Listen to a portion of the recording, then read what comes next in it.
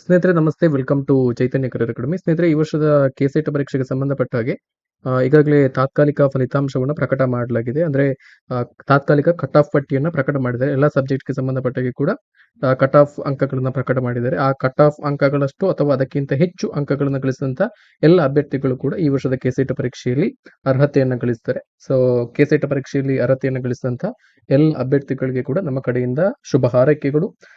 once again congratulations to all the KSET eligible candidates. So ಹಾಗೆ ಈ KSET ಪರೀಕ್ಷೆಯಲ್ಲಿ ಅರ್ಹತೆಯನ್ನು ಗಳಿಸಲು ವಿಫಲರಾದಂತಹ ಅಭ್ಯರ್ಥಿಗಳಿಗೂ ಕೂಡ ನೀವು ಏನು ಟೆನ್ಷನ್ ಮಾಡ್ಕೊಳ್ಬೇಕ್ರಿ. ಮುಂದಿನ ತಿಂಗಳು UGC ನೆಟ್ ಪರೀಕ್ಷೆ ಇದೆ. ಸೊ ಅದಕ್ಕೆ ನೀವು ಪ್ರಯತ್ನವನ್ನು ಮಾಡಬಹುದು, ಅಥವಾ ಪ್ರತಿ ವರ್ಷ ಕೆಸೆಟ್ ಪರೀಕ್ಷೆಯನ್ನ ನಡೆಸ್ತಾರೆ. ಸೊ ಅದಕ್ಕೆ ಕೂಡ ನೀವು ಈಗಿನಿಂದ ಪ್ರಿಪರೇಷನ್ ಅನ್ನು ಮಾಡ್ಕೊಂಡು ನೀವು ಖಂಡಿತವಾಗಿ ಕೂಡ ಕೆಸೆಟ್ ಪರೀಕ್ಷೆಯಲ್ಲಿ ಅರ್ಹತೆಯನ್ನು ಗಳಿಸಬಹುದು. ನಾವು ಕೂಡ ಕೆಸೆಟ್ ಪರೀಕ್ಷೆಗೆ ಸಂಬಂಧಪಟ್ಟ ಹಾಗೆ ಸಾಕಷ್ಟು ಅಧ್ಯಯನ ವಿಡಿಯೋಗಳನ್ನ ಮುಂದಿನ ದಿನಗಳಲ್ಲಿ ಮಾಡ್ಲಿಕ್ಕಿದ್ದೇವೆ. ಸೊ ಸಾಧ್ಯ ಆದ್ರೆ ಮುಂದಿನ ತಿಂಗಳೇ ನಾವು ತುಂಬಾ ಬೇಗನೆ ಈ ಎಲ್ಲ ಅಧ್ಯಯನ ಸಾಮಗ್ರಿಗಳನ್ನು ಒದಗಿಸುವಂತಹ ಪ್ರಯತ್ನವನ್ನ ಮಾಡ್ತೇವೆ. ಸೊ ಹಾಗಾಗಿ ನಮ್ಮ ಚಾನಲ್ ಅನ್ನು ಕೂಡ ನೀವು ನೋಡಬಹುದು. ಸೊ ನೋಡಿ, ಕೆಸೆಟ್ ತಾತ್ಕಾಲಿಕ ಪಟ್ಟಿಯನ್ನ ನೀವು ಇಲ್ಲಿ ಕಾಣಬಹುದು. ತಾತ್ಕಾಲಿಕ ಫಲಿತಾಂಶಗಳ ಕಟ್ ಆಫ್ ಪಟ್ಟಿ ಅಂತ ಹೇಳಿ ಇವತ್ತು ರಿಲೀಸ್ ಆದಂತದ್ದು. ಸೊ ಇಲ್ಲಿ ಎಲ್ಲಾ ಸಬ್ಜೆಕ್ಟ್ಗಳನ್ನ ಕೂಡ ಕೊಟ್ಟಿದ್ದಾರೆ. ಒಟ್ಟು 33 ಸಬ್ಜೆಕ್ಟ್ಗಳ PDF ಅನ್ನ ಕೂಡ ಕೊಟ್ಟಿದ್ದಾರೆ.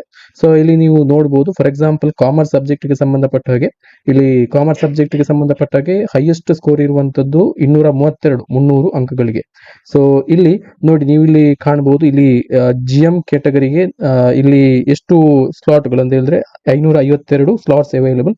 ಅದರಲ್ಲಿ 17 ವಿಕಲಚೇತನ ಅಭ್ಯರ್ಥಿಗಳು ಈ ರೀತಿ ಕ್ಯಾಟಗರಿಯನ್ನ ಕೊಟ್ಟಿದ್ದಾರೆ. ಸೊ ಇಲ್ಲಿ ನೀವು ಕಟ್ ಆಫ್ ಅಂಕಗಳನ್ನ ಯಾವ ರೀತಿ ನೋಡ್ಕೊಳ್ಬೇಕು ಅಂತ ಹೇಳಿದ್ರೆ, ಇಲ್ಲಿ GM ಮೆರಿಟ್ ನಲ್ಲಿ ಬರುವಂತ ಅಂದ್ರೆ ಜನರಲ್ ಮೆರಿಟ್ ಅಭ್ಯರ್ಥಿಗಳಿಗೆ 172 ಕಟ್ ಆಫ್ ಅಂಕಗಳು. ಅದರಲ್ಲಿ GM PWD ಕ್ಯಾಂಡಿಡೇಟ್ಗಳು ವಿಕಲಚೇತನ ಅಭ್ಯರ್ಥಿಗಳಿಗೆ 146 ಕಟ್ ಆಫ್ ಅಂಕಗಳು, ಟ್ರಾನ್ಸ್ಜೆಂಡರ್ ಅಭ್ಯರ್ಥಿಗಳಿಗೆ 120 ಅಂಕಗಳು. ಈ ರೀತಿ ಎಲ್ಲಾ ಕ್ಯಾಟಗರಿಗಳಿಗೆ ಸಂಬಂಧಪಟ್ಟ ಹಾಗೆ ಇಲ್ಲಿ ಕಟ್ ಆಫ್ ಅಂಕಗಳನ್ನ ಕೊಟ್ಟಿದ್ದಾರೆ.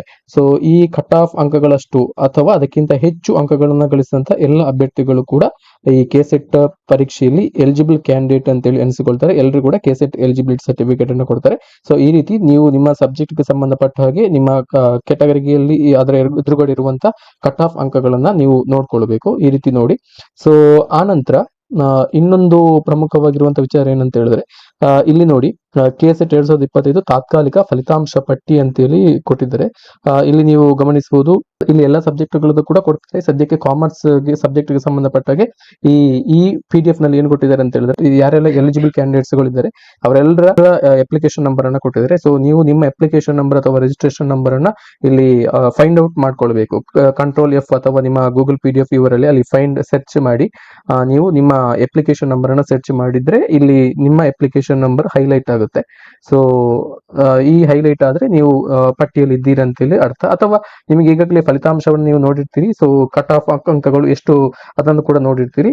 ಸೊ ನಿಮ್ಮ ಫಲಿತಾಂಶವನ್ನ ನೋಡಿ ಆನಂತರ ಈ ಕಟ್ ಆಫ್ ಅಂಕಗಳನ್ನ ಕೂಡ ನೋಡಿ ಆ ಕಟ್ ಆಫ್ ಅಂಕಗಳಷ್ಟು ಅಥವಾ ಅದಕ್ಕಿಂತ ಹೆಚ್ಚು ಅಂಕಗಳನ್ನು ನೀವು ಗಳಿಸಿದ್ರೆ ನೀವು ಕೆಸೆಟ್ ಪರೀಕ್ಷೆಯಲ್ಲಿ ಅರ್ಹ ಅಭ್ಯರ್ಥಿಗಳು ಅಂತೇಳಿ ನೀವು ಅನ್ಕೊಳ್ಬಹುದು. ಸೊ ಈ ಪಟ್ಟಿಯಲ್ಲಿ ಇರುವಂತಹ ಎಲ್ಲ ಅಭ್ಯರ್ಥಿಗಳಿಗೆ ಕೂಡ ಎಲಿಜಿಬಲ್ ಸರ್ಟಿಫಿಕೇಟ್ ಸಿಗ್ತದೆ. ಸೊ ನೆಕ್ಸ್ಟ್ ನಿಮ್ಮ ಡಾಕ್ಯುಮೆಂಟ್ ವೆರಿಫಿಕೇಶನ್ ಇರುವಂತದ್ದು.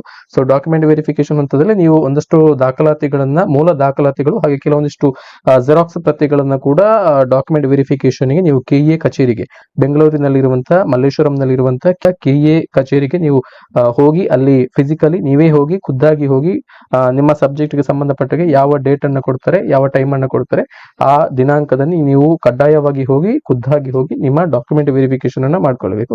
ಸೊ ಇದರ ಬಗ್ಗೆ ಡಾಕ್ಯುಮೆಂಟ್ ವೆರಿಫಿಕೇಶನ್ ಹಂತದಲ್ಲಿ ಏನೆಲ್ಲ ಡಾಕ್ಯುಮೆಂಟ್ಸ್ ಗಳನ್ನ ನೀವು ತೆಗೆದುಕೊಂಡು ಹೋಗಬೇಕು, ಹಾಗೇನೆ ಏನೆಲ್ಲ ನೀವು ಪ್ರೊಸೀಜರ್ ಗಳನ್ನ ಫಾಲೋ ಮಾಡಬೇಕು ಅನ್ನೋದ್ರ ಬಗ್ಗೆ ಕೂಡ ಡಾಕ್ಯುಮೆಂಟ್ ವೆರಿಫಿಕೇಶನ್ ಯಾವ ರೀತಿ ನಡೀತಿದೆ ಅನ್ನೋದನ್ನು ಕೂಡ ಡೀಟೇಲ್ ಆಗಿ ನಾಳೆ ಒಂದು ವಿಡಿಯೋವನ್ನು ಅಪ್ಲೋಡ್ ಮಾಡಿದ್ರೆ ಸೊ ಅದನ್ನು ಕೂಡ ಕರೆಕ್ಟ್ ಆಗಿ ನೋಡಿ ನೀವು ಡಾಕ್ಯುಮೆಂಟ್ ವೆರಿಫಿಕೇಶನ್ ಎಲ್ಲಾ ದಾಖಲಾತಿಗಳೊಂದಿಗೆ ಹಾಜರಾಗಬೇಕು.